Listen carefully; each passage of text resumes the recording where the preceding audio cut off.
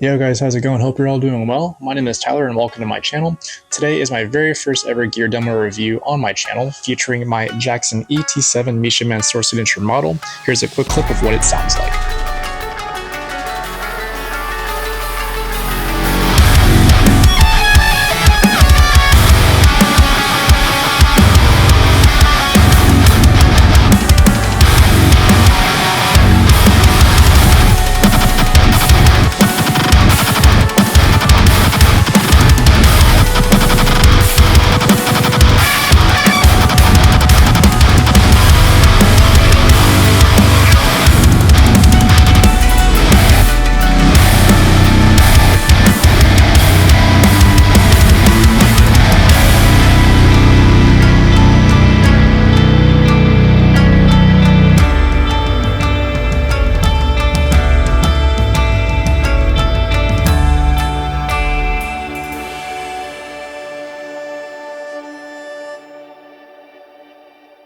Alright guys, hope you enjoyed that demo piece called Neo Tokyo. It's a very heavily Japanese inspired song, as you can tell. Lots of Japanese instruments as well, like the Shamisen and Koto, if the name didn't give that away already. But all the guitar parts were written on this guitar and this guitar only, which includes the cleans and distorted guitars. And with that being said, let's go ahead and go over the specs of this guitar.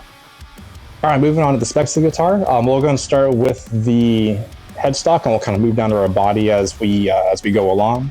So on the headstock, you can see here, there's just standard Jackson locking tuners. I've had no problems with these tuners. They keep the guitar pretty well in tune. No issues there with stability.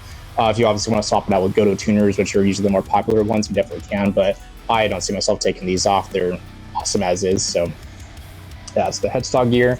For the neck, this is a roasted maple neck, which compared to a standard maple neck, they essentially bake this and cook all the moisture out of the neck, which causes a very, very dense and stable wood, which is really good for stuff like warping or climate changes, stuff like that, where if it gets hot and goes cold, vice versa, you're not going to see a lot of warping with the neck, which can be kind of a nuisance when it comes to intonation and stuff like that. So that definitely helps. But in general, I also like the color of the necks that are roasted. They kind of have a more pretty classy color compared to maples, but to each their own. That's just my opinion. For their frets, they're standard nickel frets, so nothing super crazy, but I do believe the newer models of these guitars do come with stainless steels. So if you do pick up one of these guitars newer, then it does come with those newer stainless steel frets. For the pickups, they usually come with the standard Jackson pickups, which I believe are based off Misha's Juggernaut pickups, but what I did here is I swapped out my bridge pickup with a Josh Smith Impulse pickup from Northline, which is also bare knuckle. The center pickups are good, but I just do like bare knuckles. They're awesome pickups, so I decided to pop this guy in here when I got it. So awesome pickup. Body wood is basswood, so very neutral wood, but very good for sculpting tones. For the finish, it's going to be a Gulf Blue, which I believe Misha based this off of an old Porsche color. It's one of his favorite cars. Misha is the signature artist for this guitar, by the way. He's a guitarist of Periphery, which he designed this guitar with Jackson. Yeah, so that's the finish on this guitar. For the electronics, we got a standard volume and then a tone knob, and then a 5-way pickup selector. So for the 5-way pickup selector, we have a first position here, which will be the bridge pickup. Second position, which is going to be the split inner coils here, so it goes into split mode. Third is going to be both pickups together. Fourth will be the split outer coils, and then fifth is going to be the neck pickup solely by itself. So lots of tonal options there.